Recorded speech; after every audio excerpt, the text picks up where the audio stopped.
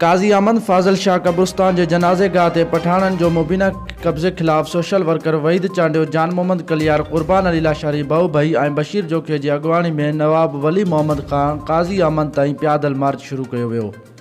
असांजी हुकूमत के अपील आहे, डीसी के अपील आहे, वज़ीर आला सिंध के अपील आहे त पठाणनि खां जनाज़े गाह जो प्लाट खाली कराए आवाम जे हवाले कयो वञे जीअं उन ते जनाज़ा पढ़ी मैयतनि खे बेहुरमती खां बचायो वञे। ॿी सूरत में हीअ अॼु असांजो एहतजाज जेको आहे रैली आहे पैदल काज़ी अमन ते हलंदी।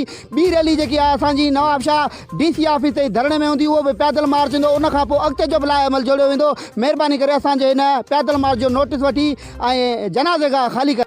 जीअं त ही लॉन्ग मार्च अॼु असां शुरू कयो आहे कब्रिस्तान फाज़िल शाह ते जेको जनाज़ा गाह उन ते पठाणनि कब्ज़ो कयो आहे। ज़ाहिद शाह, मोहम्मद अली शाह, साबिर शाह, शहनशाह, ऐं इन लाइ जेको असो राति मूंखे हुते थाणे ते बि घुरायो वियो त बाबा हिन वटि कागज़ आहिनि। मां कागज़ ॾिसी करे परेशान थीसि त जेके असांजे जनाज़ा गाह आहिनि लॉ में आहे त न जनाज़े गाह जेको माना खपत थींदी आहे, विकिरो थींदो आहे, न इमाम बारगाह जो थींदो आहे, न कब्रिस्तान जो थींदो आहे, न कंहिं मस्जिद जो थींदो आहे।